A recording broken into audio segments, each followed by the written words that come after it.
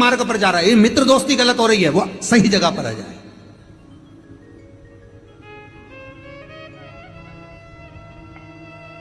करना एकादशी। कई लोग इसको धन के लिए भी करते हैं, संपदा के लिए। संपदा के लिए अर्थात जिसका व्यापार नहीं चलता, जिसके घर में पैसा नहीं आता, या नौकरी नहीं लग रही, या सर्विस नहीं लग रही, आप अप्लाई कर रहे हो, जगह जगह जाकर इंटरव्यू भी दे रहे हो और पैसा नहीं आता, तो उसके लिए भी प्रयास किया जाता है। पर उसके लिए यहां पर जो धन के लिए करते हैं, उसके लिए विष्णुपदी के लिए करते हैं। मतलब जैसे गंगा के जल में तुलसी के 11 पत्ते डाले जाते हैं। कितने पत्ते डालते हैं?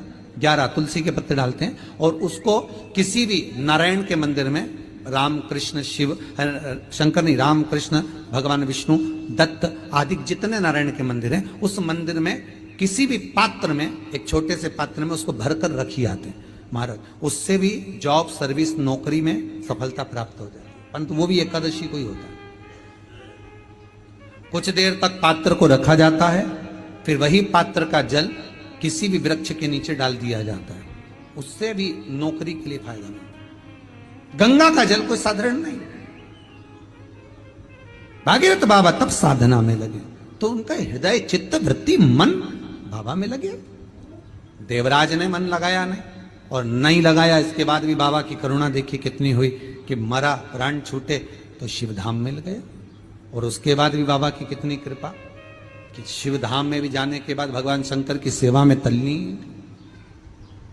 शिव महापुराण की कथा कहती है, एक बिंदुक नाम का ब्राह्मण था, जिसकी धर्मपत्नी का नाम चंचुला देवी था।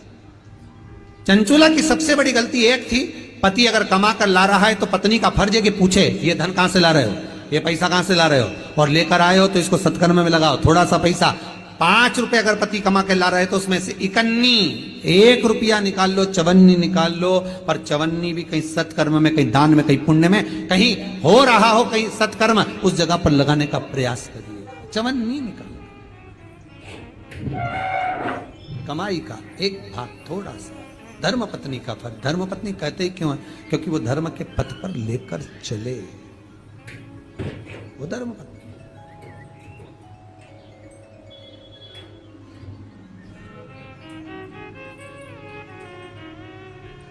पैसा, धन ज्यादा आने लगे तो पत्नी को कहना चाहिए कि देखो थोड़ा बहुत मेरा मन है, शिव महापुराण की कथा हो जाए, या फिर कहीं सत्कर्म में लग जाए, कहीं ब्राह्मण भोज, साधु भोज, सन्यासी भोज, गुरु जन में, संत जन में, साधु जन में, तपस्वी जन में कहीं लग जाए। ये धर्म पत्नी, जहां धर्म जुड़ा हुआ हो वो धर्म। महाराज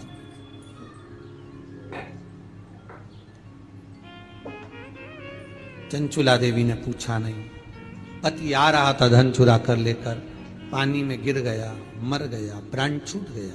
पहले भी शिव पुराण में कहा, 3 तरह से मरे हुए व्यक्ति की गति नहीं है, उसको मोक्ष नहीं है। पहला, पानी में डूब कर मरा हुआ। दूसरा, सर्प के डसे से मरा हुआ। तीसरा, स्त्री के हाथ से, नारी के हाथ से मरा हुआ व्यक्ति, इसकी गति नहीं है, मोक्ष नहीं है इसकी। इनकी गति केवल एक है, वो है शिव महापुराण की कथा। अगर कोई पानी में डूबकर मर भी गया है, उसके परिवार का, उसके कुल का व्यक्ति अगर एक बार शंकर की कथा भले यहां आकर ना सुने, टीवी के सामने भी बैठकर सुन रहा है तो भी वो फल देगा, मोबाइल पर सुन रहा है तो भी वो फल देगा।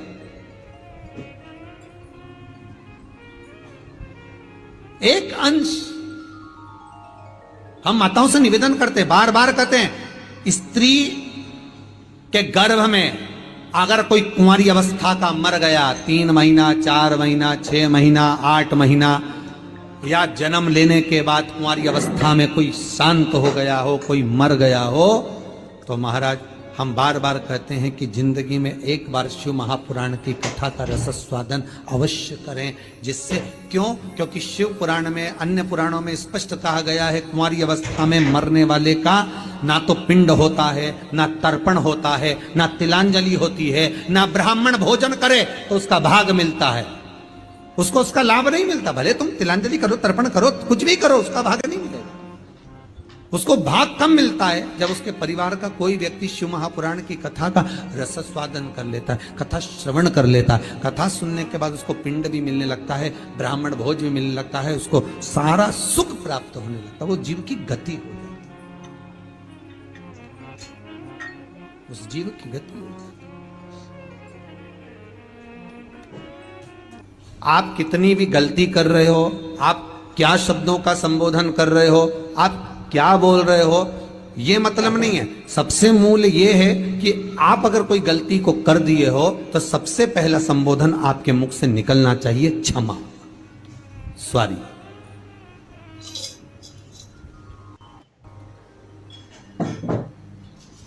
एक बात आपको कही थी गुरु महिमा कि घर से जब निकला करो ना तो भगवान देवाधिदेव महादेव का नाम लेकर श्री शिवाय नमस्तुभ्यम। घर से जब निकलो, कोई कार्य के लिए जा रहे हो तो आप श्री शिवाय नमस्तुभ्यम का स्मरण कर कर जाइए। आप किसी काम के लिए आगे बढ़ रहे हो, श्री शिवाय नमस्तुभ्यम का स्मरण कर कर जाइए। जिस समय आपके मुख से श्री शिवाय नमस्तुभ्यम का स्मरण हो जाए या शिवलिंग का स्पर्श हो जाए या शंकर का अनुमोदन कर कर ओम नमः शिवाय बोलकर या राम बोलकर, कृष्ण बोलकर, शिव बोलकर, आपके भीतर जो रमा हुआ है, आप राम को मानते हैं आप राम को माने, हम मना नहीं करेंगे। आप कृष्ण को माने तो कृष्ण को माने, हम मना नहीं करेंगे। आपका दिल जिससे लगे, आपका चित्त वृत्ति जिससे लगे। अरे मन कर रहा है तुम्हारा चाउमीन खाने का और कोई तुमको पानी पतासा खिला दे तो नहीं, हम तो आपको पानी पतासा ही खिलाएंगे चाहे कुछ भी हो जाए। हम चाउमीन वाउमीन नहीं खिलाएंगे, बस बात खत्म तो खत्म। आपका मन हो तो खाइए। तो आपके मन में क्या होगा बताओ? बड़ी मुश्किल से तो होटल लेके गए हैं, मैं 3 दिन से प्राण खा रही है ना कि चलो चलो होटल, चलो चलो भोजन करेंगे, चलो चलो, और लेके भी आए तो अब अपने हमारे मन का ना खिला रहे और मालूम पड़े पानी पतासा खिला दिया। पानी पतासा भी कितना खिलाया, वो गुपचुप, वो गोलगप्पे कितने खिलाए, तो के इसको बस केवल 4 दे देना हो, केवल 4, ओनली 4, इससे ज्यादा नहीं। अब उसके मन में आया, बताओ इतनी दूर लेकर आया, एक तो इतनी दूर लेकर आया, होटल में लाया, भोजन कराता, कोई अच्छा जो सामग्री वो खिलाता, पर केवल होटल वाले इसको 4 गोलगप्पा देना बस, इससे ज्यादा मत दे। और पत्नी ने कहा कि तुम 4 ही क्यों खिला रहे हो? तो पति बोला एक तेरी बचपन का, एक जवानी का, एक देहड़ी का, एक बुढ़ापे का, खत्म काम, एक कई बार में 4 में निपटा दिया, केवल 4। अब हम आपसे कह दें कि आप शंकर का भजन करो, हम आपसे कह दें आप शिव का स्मरण करो और आपका दिल कृष्ण में लगा हो, आपका दिल राम में लगा हो, आपका दिल भवानी में लगा हो, हम मना नहीं करेंगे। आपका दिल, आपकी चित्त, आपकी वृत्ति जिस समय लगी हो,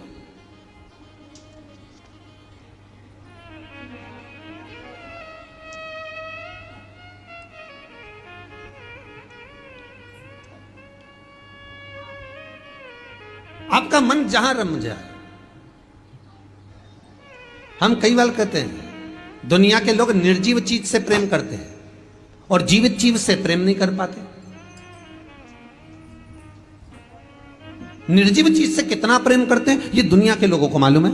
जितने लोग आस्था पर कथा सुन रहे हो, जितने कथा को श्रवण कर रहे हो, जितने मोबाइल पर सुन रहे हो, फेसबुक यूट्यूब पर सुन रहे हो, आप भी निर्जीव चीज से ज्यादा प्रेम करोगे, जीवित चीज से नहीं।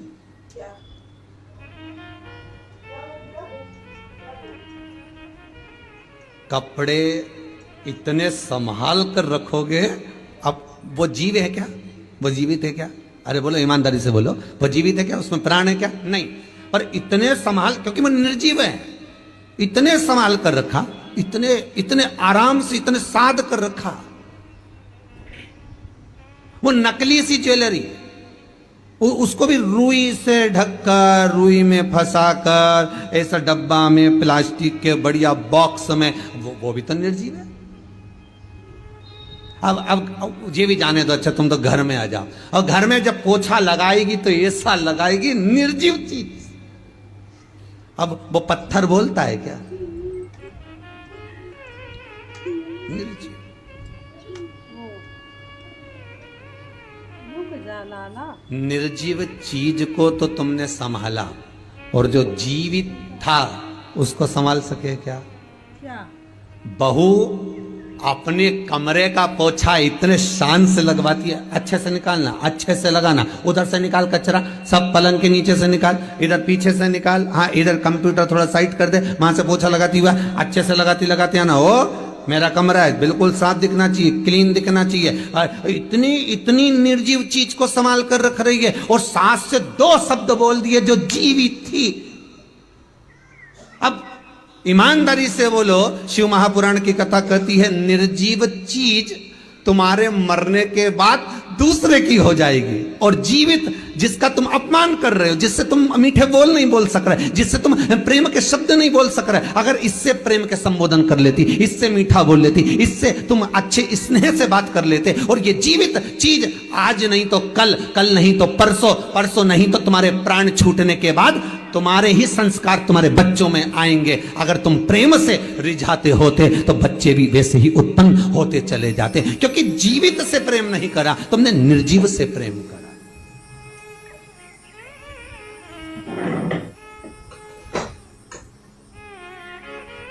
भोजन करने के बाद बर्तन भी साफ कर कर रखे तो निर्जीवन, तो दिल तो साफ करते, सास से, पति से, पत्नी से, भाई से, बंधु से, कुटुंब कबीले से, रिश्तेदारों से, नातेदारों से, अपनों से, बच्चों से, बच्चों के माता पिता आदि, एक दूसरे से प्रेम की वाणी तो बोलते।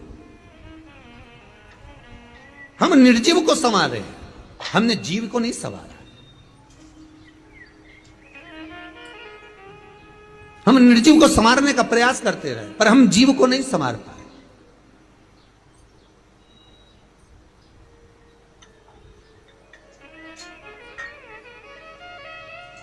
कई लोग हमसे कहते हैं गुरुजी जरा हमारे साथ चलकर हमारा घर तो देखिए कितना जोरदार है। हमने कहा बहुत बढ़िया है।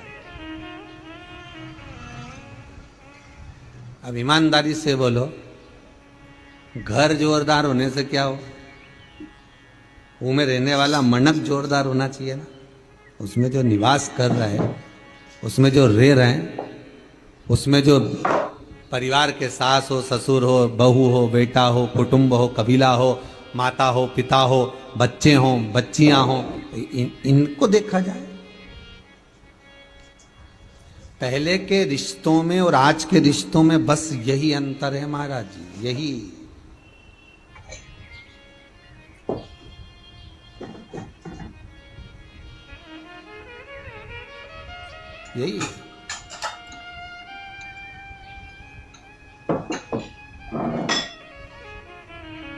पहले के अगर रिश्ता कैसा होता है, संबंध कैसा होना चाहिए, रिश्ता कैसा होना चाहिए, सीखना है तो ताले और चाबी से सीखो। संबंध अगर देखना है तो ताला चाबी, तुम रोज घर में ताला लगाते हो, रोज चाबी लेकर कमरे में जाते हो, रोज पर्स में डालकर चाबी लेकर जाते हो, रोज जेब में डालकर चाबी लेकर जाते हो, कहीं ना कहीं तो लगाते होगे, दुकान में लगाते हो, साइकिल में लगाते होगे, गाड़ी में लगाते होगे, ताला तो लगाते होगे। तो अगर संबंध सीखना है, रिश्तेदारी सीखना है, संबंध कैसा होना चाहिए, अगर ये सीखना है तो एक बार ताला और चाबी से सीखिए। संबंध किसको कहते हैं, ये ताला चाबी बताएगा। टूट जाता है ताला, पर दूसरी चाबी से खुल नहीं पाता। चाबी वो ही लगती है जो उसमें लगती आई। और अगर चाबी लगाना, चाबी घूम गई, दूसरी लगाना तो उसको बनवाना पड़ेगा, वैसी की वैसी। तुम दूसरी लगाते जाओ, खुलेगा नहीं। संबंध ऐसा होना चाहिए कि किसी के कहने पर, भड़काने पर, शब्दों के संबोधन पर, आड़ा टेढ़ा बोलने पर, गलत सीख देने पर, वो कितनी चाबी लगा है पर ताला नहीं खुलना चाहिए। चाबी वही लगे जो श्रेष्ठ हो, चाबी वही लगे। कोई कितना ही अपशब्द बोले, कितना ही ताना दे, कितनी गालियां दे, कितना ही आड़ा टेढ़ा बोले, हमें नहीं समझ।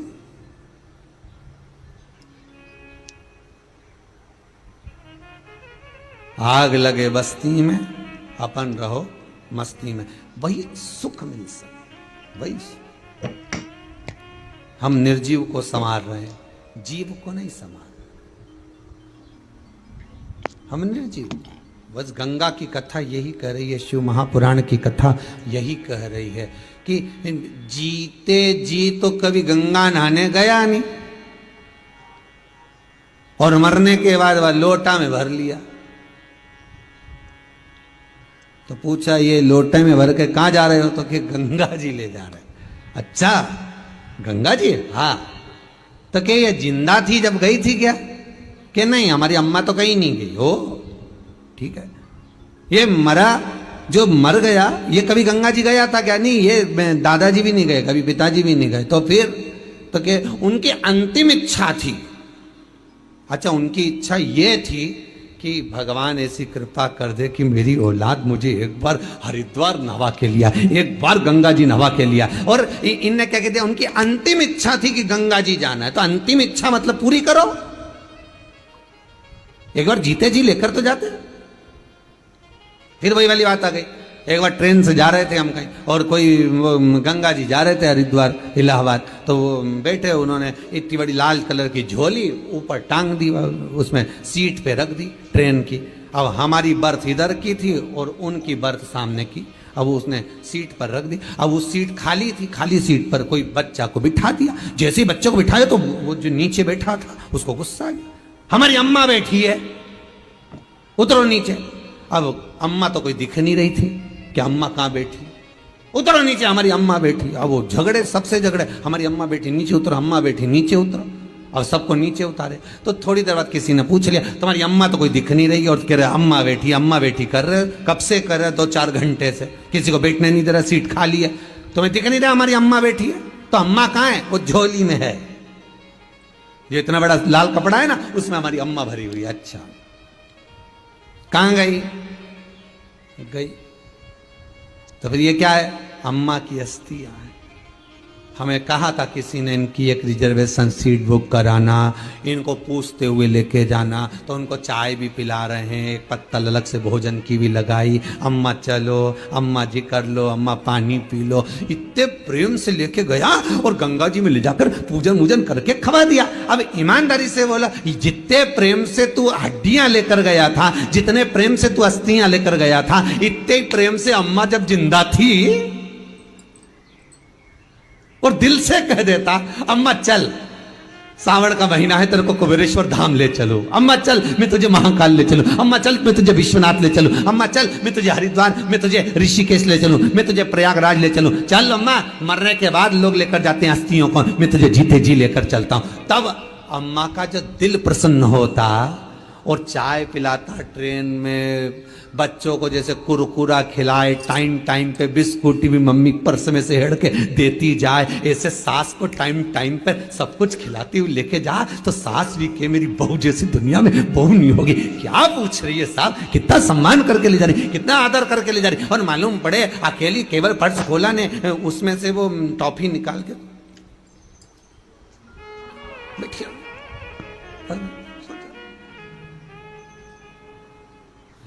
सास ने पूछा, क्यों रही, मुंह में क्या है, ऐसे कुतर कुतर कर रही है? कुछ नहीं, ठंड लग रही, एसी तेज चल रहा है ट्रेन का, इसलिए ठंड लग रही, दांत कटकटा रहे, सुख बोल। जीते जी दंगम दंगा, मरे पीछे पहुंचा दी गंगा। शिव महापुराण कहती है ऐसे गंगा जाने से कोई लाभ नहीं है। गंगा कहती है एक बार जीते जी मुझ में डुबकी तो लगा कर जाओ, फिर मरने के बाद अस्थियां लेकर मत आना। गंगा कहती है मैं खुद तुम्हारे दरवाजे पर पहुंच जाऊंगी, तुम्हें आने की जरूरत नहीं पड़ेगी, मैं खुद पहुंचूंगी। गंगा नहाना का मतलब क्या है? गंगा का स्नान का मतलब क्या है? बोलो जरा। जितने लोग आस्था पर कथा सुन रहे हैं, जितने लोग मोबाइल पर, यूट्यूब, फेसबुक पर कथा सुन रहे हो, गंगा शिव महापुराण की कथा सुन रहे हो, गंगा नहाने का मतलब क्या है? गंगा स्नान का मतलब क्या है?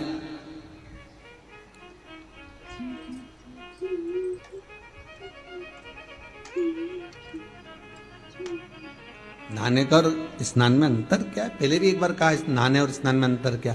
आप लोगों में से कितने लोग हैं जो स्नान कर कर आए? जितने लोग टीवी पर कथा सुन रहे हो, आप लोगों ने आज स्नान करा कि नहीं करा? और जितने लोग जहां जहां मोबाइल पर कथा सुन रहे, दिल से बोलना, आप लोगों में से किसी ने स्नान करा कि नहीं करा? तो आप लोग मुंडी हिला कर कहोगे हमने तो स्नान करा साहब, है? पर स्नान और नहाने में अंतर है रे बाबू, स्नान और नहाने में अंतर है। नहाना किसको कहा गया? वॉशरूम में गए, शैम्पू लगाया, साबुन लगाया, डब्बा भर पानी डाल लिया, इसको कहते हैं नहाना। ये तो आप लोगों ने करा होगा। इसको स्नान नहीं कह सकते। शिव महापुराण में इसको स्नान नहीं कहा गया, इसको स्नान का संबोधन नहीं कहा गया, इसको तो कहते हैं नहाना। बाथरूम में गए, स्नान इसको नहीं कहेंगे कि आपने डब्बा भर के पानी डाल लिया, आपने वो साबुन लगा लिया, आपने थोड़ा सा सर्फ लगाया, आपने जो शैम्पू लगाया, इसको इसको इसको स्नान नहीं कर सकते, इसको नहाना कहते हैं। ब्राह्मण जब पूजन कराने बैठता है, ब्राह्मण जब कर्मकांड करने बैठता है, ब्राह्मण जब जजमान को सामने बिठाता है तो कहता है स्नान कर कर आइए। ब्राह्मण ने यह नहीं बोला कि नहा कर आइए। ब्राह्मण संबोधन कहेगा कि स्नान कर कर आइए, नहा कर नहीं, स्नान कर कर। नहाना सरल है, स्नान करना कठिन है। स्नान किसको कहा गया? शिव महापुराण की कथा कहती है स्नान किसको कहते हैं। 3.5 करोड़ रोम छिद्र ये मनुष्य के शरीर पर हैं। ये जितने रोम हैं मनुष्य के शरीर पर, ये 3.5 करोड़ हैं। शिव महापुराण की कथा कहती है एक दिन में जिसके मुख से 3.5 करोड़ बार भगवान का नाम निकल जाता है, समझ लेना उसका स्नान हो जाता है, उसका स्नान हो गया। अब आप में से कितने लोग हैं जो स्नान करके आए? ईमानदारी से बोलो। 3.5 करोड़ बार जिसने भगवान का नाम लिया, 3.5 करोड़ बार जो भगवान का नाम का उच्चारण करे, 3.5 करोड़ बार जिसके मुख से भगवान का नाम निकल गया हो, तो उसका स्नान हो गया। तो फिर क्यों कहा गया स्नान और नहाने में अंतर?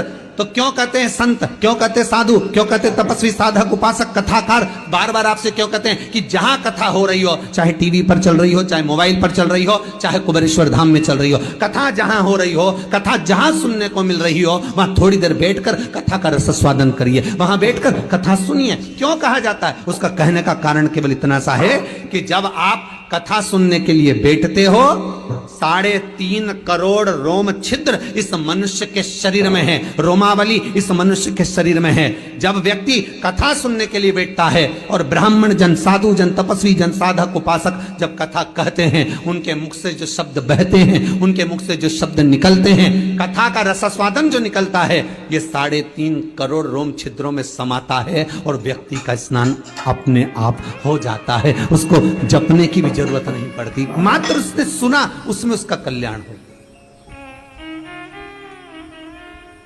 नहाना और स्नान अंतर है।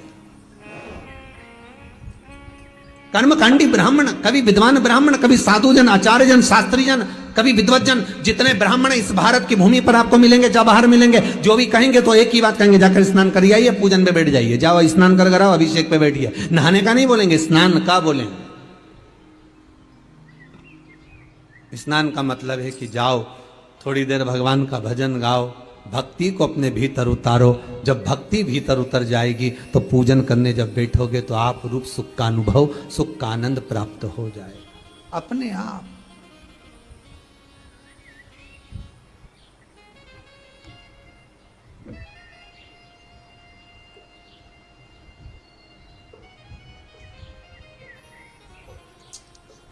अपने आप भीतर से भक्ति।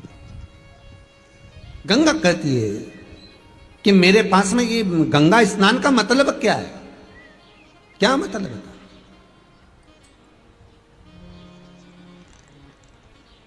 अरे विचार करो जरा। सुदामा जी भगवान कृष्ण के यहां जा रहे हैं, श्रीमद् भागवत 10वें स्कंद। सुदामा जी भगवान कृष्ण के यहां जा रहे हैं और सुशीला उनसे कह रही है, रोज कहती है सुशीला कि तुम द्वारका जाओ, तुम द्वारका जाओ, जाओ द्वारकाधीश के दरवाजे पर, जाओ द्वारकानाथ के दरवाजे पर। भारत की भूमि की पहली स्त्री थी, पहली नारी थी जो अपने पति से रोज कहती थी कि द्वारका जाओ, द्वारका जाओ, द्वारकाधीश के दरवाजे जाओ। नहीं तो आज के जमाने की सारी नारियां सुबह से उठकर एक ही बात कहती, दूध की थैली लिया, जाओ जरा गिलकी लिया, आलू लिया, टमाटर लिया, जाओ जरा हरा धना लिया, हरी मिर्ची लिया।